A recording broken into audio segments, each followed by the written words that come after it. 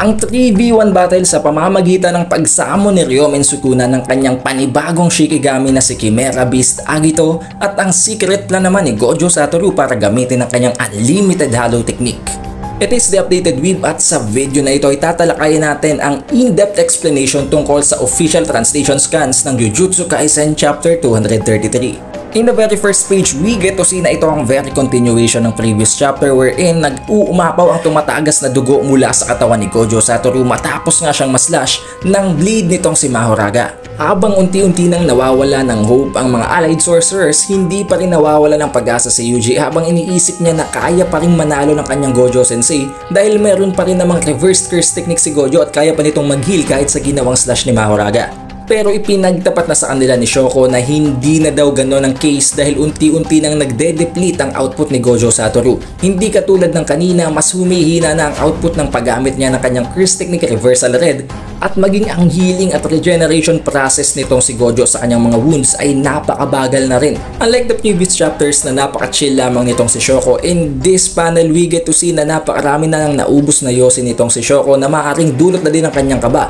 Nabanggit niya dito na nagpapaumanhin siya na para bang dina-downplay niya si Gojo pero nasabi niya na pareho lang din naman daw ang case para kay Sukuna. Dahil after niyang makapag-sustain ng considerable damage sa kanyang brain, hindi na din ganon kabilis at ganon ka-effective ang paggamit ni Sukuna ng kanyang mga techniques at ng kanyang reverse curse technique.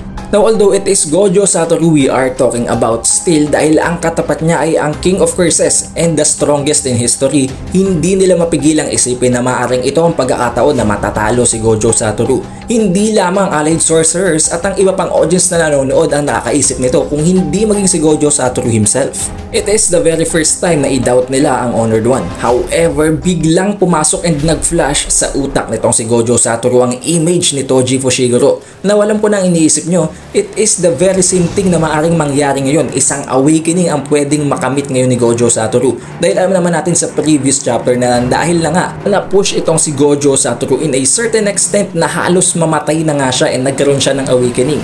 That very same thing may happen in this fight. Nang dahil dito, imbes na matakot at i-doubt ni Gojo ang kanyang sarili, he did not fear anything negative. But instead, naramdaman niya ay satisfaction. Sa sobrang tinagal-tagal ng panahon mula nang makalaban niya si Toji ay hindi na siya nag-e-enjoy at naboboard na lamang siya sa lahat ng kanyang nakakalaban. But now that he is facing the King of Curses, isa sa pinakamalakas, if not the strongest, sa buong history ng Jujutsu Kaisen verse, napupush siya to this certain extent, meaning talagang kailangan niyang mag-go all out, kailangan niyang masurpass ang kanyang limits para matapatan ang kalaban niyang ito. And as of now, ang very being and ang very existence na nagbibigay sa kanya ng satisfaction ay hindi si Ryomen Sukuna kung hindi ang katapat niyang Shikigami na si Mahoraga na nakapag-adapt na sa kanyang Infinity. Then this is where the battle starts. Sinimula ng pagsusuntokin ni Gojo Satoru itong si Mahoraga. Hindi nakapag-initiate si Mahoraga ng isang attack kung hindi si Gojo pa ang nauna. Makita natin dito na sinuntok ni Gojo ng kaliwat kanan si Mahoraga na hindi naman niya nadepensahan.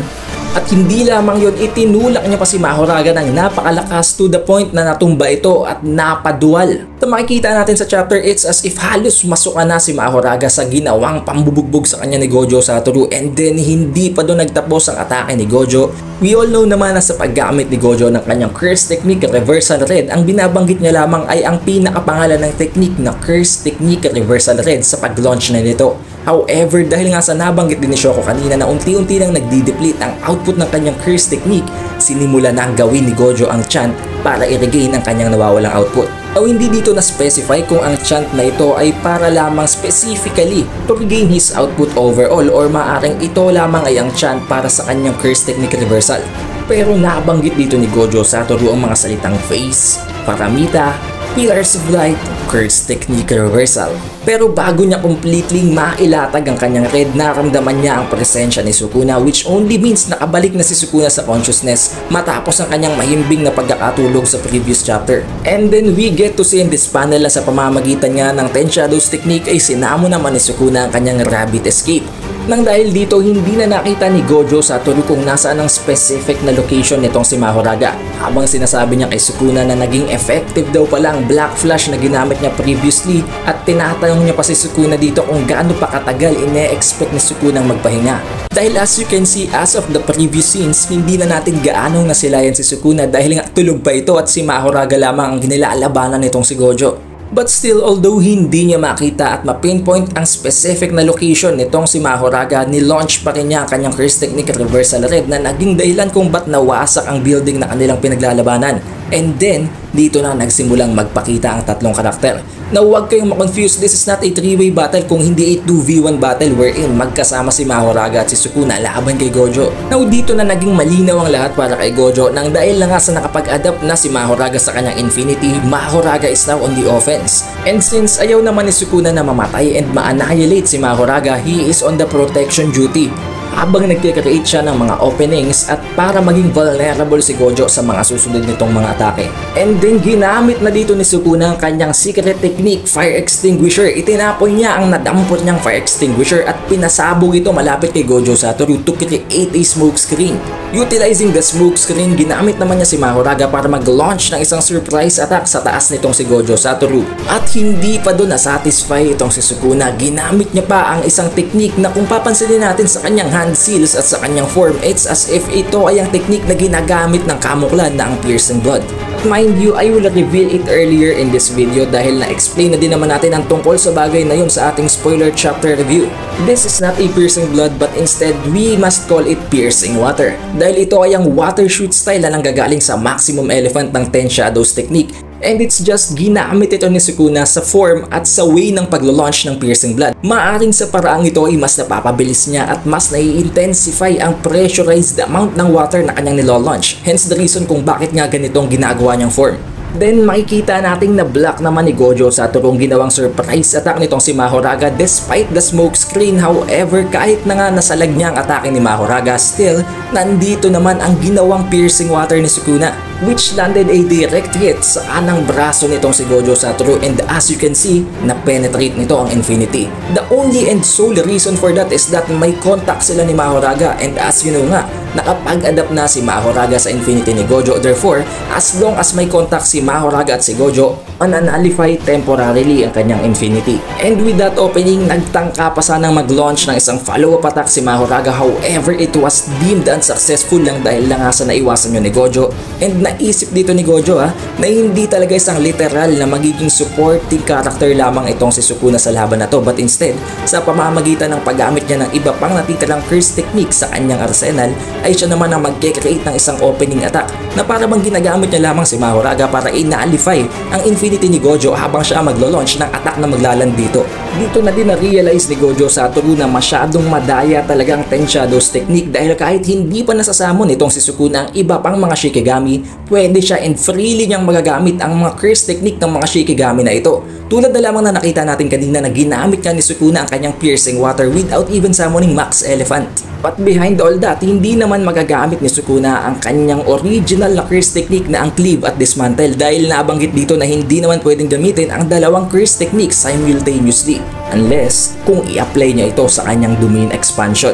Now I think that is a hint, that is a foreshadowing sa kung anumang pwedeng mangyari sa mga susunod pang pangyayari sa labang ito dahil as you know, meron ngang domain expansion ang curse technique ni Megumi Fushiguro na ang Chimera Shadow Garden na at some point pwedeng gamitin at ilatag nitong si Sukuna. Balik tayo sa kwento ng dahil na nga sa nakapag-adapt na si Mahoraga sa kanyang Infinity, naging confident na si Sukuna at ginagamit niya na ang iba niya pang mga Shikigami curse techniques, which means kapag ginamit ni Gojo ang kanyang red sa current state na ginagawa ngayon ni Sukuna, hindi ganun kabilis katulad ng pag-adapt sa blue ang magiging process ng adaptation na medyo matatagalan ang process ng pag-adapt sa red ng dahil na nga sa hindi focused kay Mahoraga ang ginagawa nitong si Sukuna na paggamit ng Ten Shadows, which is something na nape-prefer naman ni Gojo Satoru instead of having Sukuna focus on Mahoraga dahil mas mapapabilis nga naman ang pag-adapt nitong si Mahoraga sa mga techniques niya pang natitira.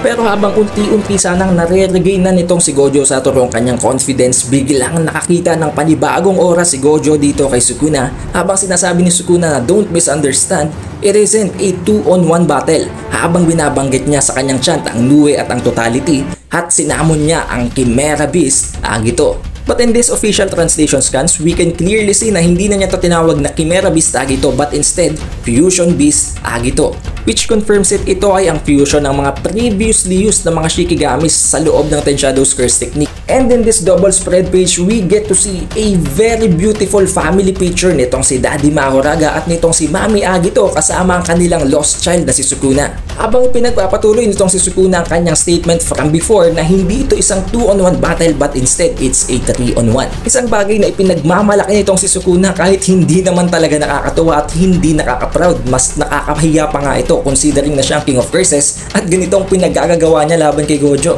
At this point ang buong JJK fandom maging ang iilan sa mga Sukuna fans sinusuka na itong si Sukuna nang dahil sa nangyayari sa laban na to.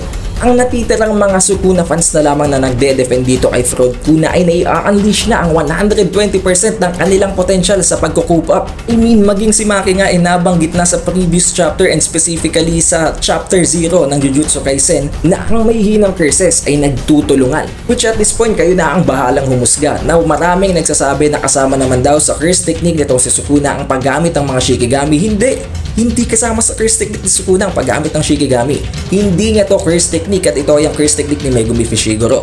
Right from the start, lumipat talaga si Sukuna sa katawan ni Megumi Fushiguro dahil napansin niya and na-predict niya na magagamit niya ang adaptation ni Mahoraga kontra sa Infinity nito si Gojo. Now the bottom line is, kung wala si Megumi Fushiguro, kung wala ang Ten Shadows technique, kung wala si Mahoraga, walang magagawa itong si Sukuna laban kay Gojo. That is a pure unbiased fact. Kaya kung hindi mo matanggap ang katotohanan na yon, it only means one thing, nabubulag ka ng pagiging isang Sukuna fan.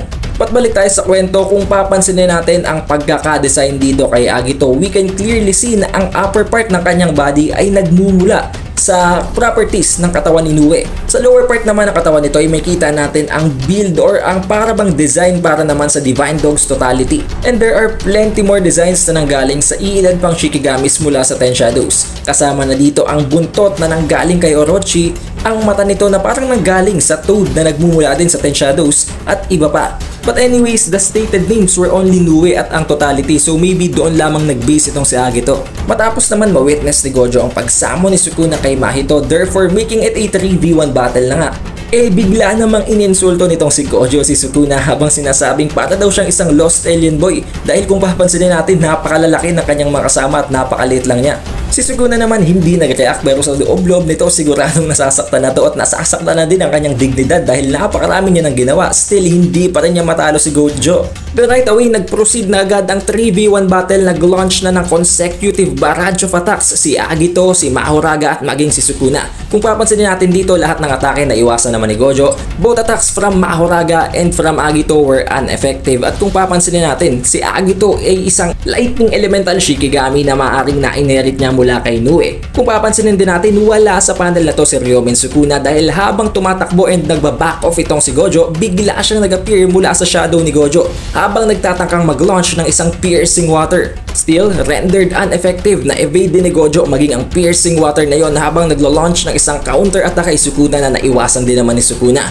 Hindi tumigil ang consecutive combination of attacks nitong si Mahoraga at ni Agito. Pinagpatuloy nila ang pag-atake kay Gojo. However, hindi pa rin sila ganun kabilis and not fast enough para tamaan si Gojo. With ease and elegantly ay iniiwasan niya ang mga atakeng ginagawa ng mga Shikigami na ito and then bigla siyang tumalon sa likuran ni Mahoraga para gumawa naman ng kanyang sariling counter-attack. Itinutok niya ang kanyang hand seal sa mismong likuran nitong si Mahoraga habang si Mahoraga hindi pa rin nakakapag-react mula sa ginawa niyang attack. From this position, ginamit ni Gojo Satoru ang kanyang curse technique reversal red na nakapag-land ng isang direct hit mula dito sa ulong parte ni Mahoraga. However, the scary thing here is hindi nagtamo ng enough na damage si Mahoraga. Dito na-realize ni Gojo na hindi na sapat ang kanyang output para patayin si Mahoraga sa pamamagitan ng kanyang red. And also na-realize niya na unti-unti ding mag-a-adapt itong si Mahoraga sa red niya kung patuloy niya itong gagawin dahil kung iisipin hindi naman pala isang binary na from 0 to 100 ang adaptation process. As if hindi ito nangyayari instantly matapos ang required number of attacks or number of time. Nangyayari ito gradually, so unti-unting mag-a-adapt si Mahoraga hanggang sa manalify niya ng red ni Gojo. Kaya nakapag-isip-isip si Gojo na hindi niya na pwedeng gamitin ang blue or red. Ang natitirang technique na lamang ay ang certain specific technique na binanggit niya dito na magagamit niya para i-one-tap si Mahoraga. However, due to the channeling time or charging time, makakapag-prepare si Sukuna, magagawa niya ng paraan syempre para hindi ma-annihilate ni Gojo si Mahoraga at kung iisipin napakalaki din daw nito in size kaya talagang magiging aware si Sukuna kung sakaling gamitin niya yon. Napansin din niya na hindi nagfo-focus si Sukuna sa pag-adapt ng red but instead hindi nila tinitigil ang relentless consecutive barrage of attacks. So meaning gusto nang tapusin ni Sukuna ang laban at wala na siyang pakialam kung mag-adapt pa ba sa kit itong si Mahoraga. And then in the very last panel, we get to see a very devilish smile mula dito kay Gojo Satoru habang sinasabi niyang I gotta settle this with my unlimited hollow technique. Habang nagkakaroon ng isang editor's comment na nagsasabing within that smile lies a secret plan. So meaning sa susunod na chapter ay gagamitin itong si Gojo Satoru ang binabanggit niya ditong unlimited hollow technique. In the previous video, I admit there had been a misunderstanding dahil nabanggit ko na ang unlimited hollow technique na binabanggit niya doon ay ang purple. However, I can confirm in this video na hindi yon ang purple and it must be a new technique na i-display niya sa new chapter. Pinabalak ni Gojo na gamitin ang kanyang unlimited hollow technique na ito para patayin si Mahoraga within just one hit so that hindi na makapag-adapt si Mahoraga. And alam naman natin na kapag nawala si Mahoraga sa scene, wala na ding magagawa si Sukuna, di ba? And that's the reason kung bakit nagfo-focus itong si Gojo sa pagpatay kay Mahoraga. But at the same time, it will be a very hard task ngayong nabanggit din nga ni Gojo Satoru na siguradong magiging aware si Sukuna sa paggamit niya ito through channeling and sa pag-charge nito. And surely gagawa ng move si Sukuna para ma-prevent ang pagkamatay ni Mahoraga, pero naniniwala naman ako na magagawa niyo ng paraan and mapupull off yun ni Gojo Satoru. Tulad na lamang ng kung paano niya na-pull off ang bawat planong ginawa niya all throughout their fight. Next chapter, we might be able to finally see kung ano man ang unlimited hollow technique na ito. Maaring isa ito sa mga colors, tulad na lamang ng red, ng blue, at ng purple. Tulad ng napakatagal na nating binabanggit, in the next chapter, maaring ang tinutukoy niyang unlimited hollow technique ay ang white. But at the same time, hindi pa natin nakikita kung ano ang curse technique nitong si Agito na maaaring gawin niya in the next chapter din na maaaring maging isang hindrance sa planong gagawin ni Gojo. There will be no chapter breaks next week, so next week ay makita na natin kung ano ang susunod na kabanata ng paglalaban na to. Kung nakarating ka sa huling parteng ito ng video, surely you had a great time, kaya huwag mo nakalimutan mag-iwan ng like, ng subscribe at i-ring mo na din ang bell button. It is the updated Weeb and I'll see you in the next one.